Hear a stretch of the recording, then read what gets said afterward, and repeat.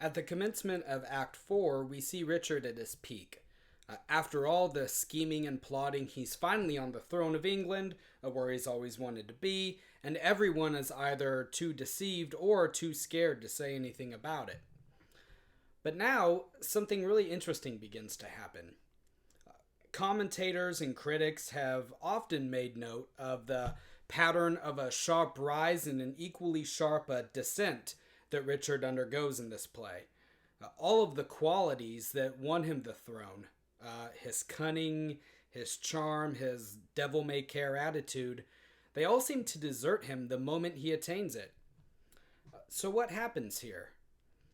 One possibility might be that while Richard's personality suited him to pursue the crown, it doesn't suit him to retaining it. Now, this is a bit different from his brother King Edward's situation. He lost a lot of his virtues when he became king as well, you'll remember. But with Edward, it was more of a case of actually accomplishing what he set out to do and then having nothing else to do with his time afterwards. Edward seemed to care more about his father's claim and his father's legacy than he did about actually ruling. Seeing himself secure on what he saw as his father's throne was the mission accomplished for him, and so he partied for the next 8 years to celebrate the fact. Richard, by contrast, definitely wants the throne for what it is, not for his father's legacy or anything like that. He wants to be king. But he's more suited to being in an offensive position than in a defensive one. He knows how to be on the attack, and we've seen that. He knows how to strive and claw and overcome insurmountable obstacles and odds to attain his goal. But he doesn't know how to be on the defensive. He doesn't know how to react when he's the one who's under attack. It's a new position to him, and so he loses the confidence that he's had up to this point. He finds it hard to be Machiavellian from a defensive position.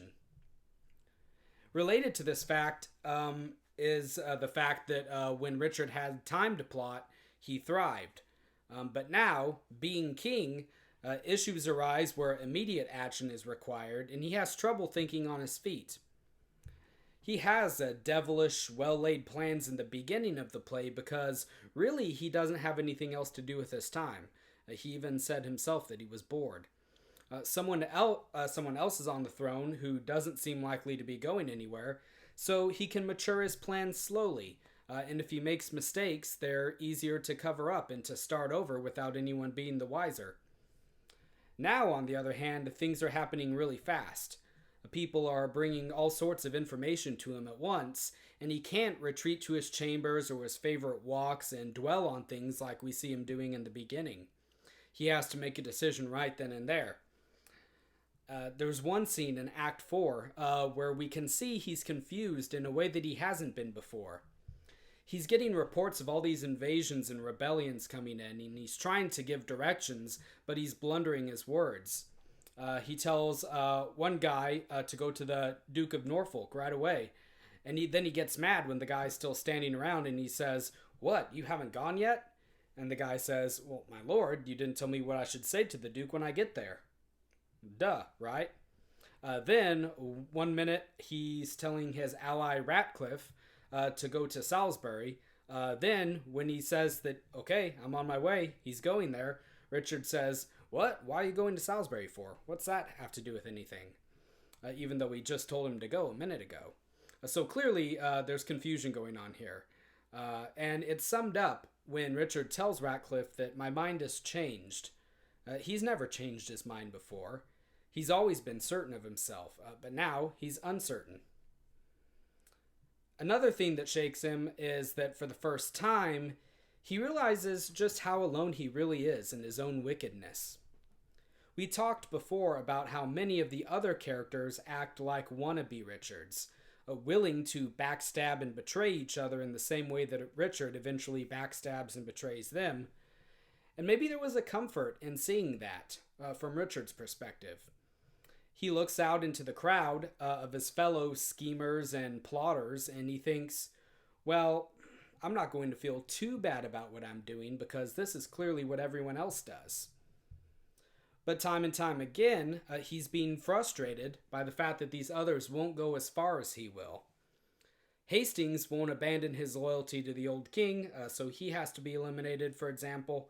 But we can tell that Richard really thought that Buckingham was a man after his own heart.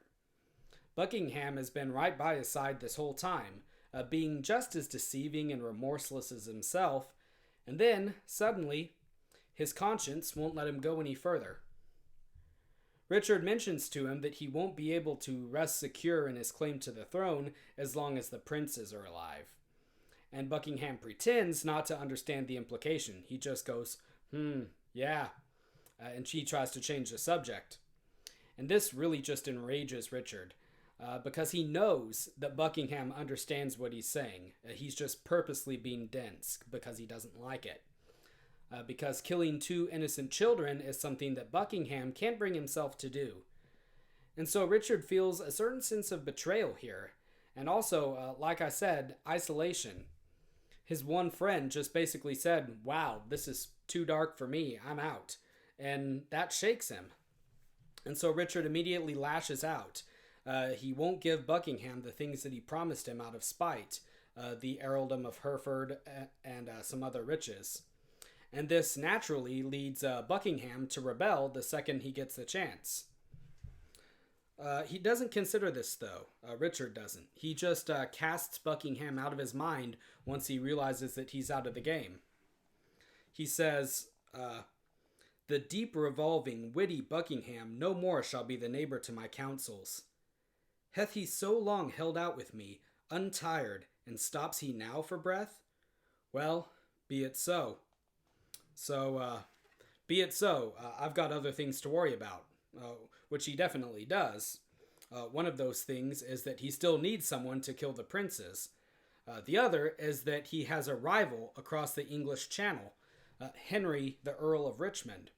And we'll take a few minutes to talk about each of these points, each of these worries that Richard has on his mind.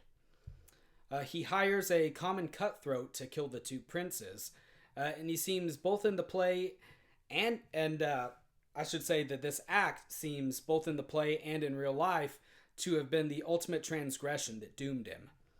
To kill innocents out of ambition and greed, especially after you've already disinherited them and had them declared illegitimate, is a step too far for nobles and commoners alike.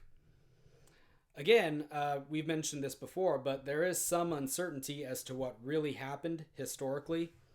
But the rumor that it was Richard who ordered the execution was going around even before the Tudor dynasty started putting out their history rewriting propaganda. So even if Richard didn't order it, the citizens at the time appear to have believed that he did. Others have proposed that the 2 princes were actually murdered by Richard's successor, who we'll talk about in a minute. But the problem is that we don't know what happened because their bodies were never actually found, at least not at the time. About 100 years later, workmen found 2 small skeletons in a box under a staircase in the tower, and it was widely believed that these were the princes. And the current monarch at the time, Charles II, had the skeletons buried at Westminster Abbey, where other kings and princes are buried. But it was never concluded that even those skeletons were in fact the 2 princes from the play. Long into the reign of the Tudor dynasty, individuals would rise up claiming to be one of the long-lost princes, though they were most likely pretenders. The one whose claim appears to have been taken the most seriously was a man named Perkin Warbeck, who was supposedly the younger of the 2 princes, Richard of York, the one who is so witty and makes fun of his uncle and everything else in the play.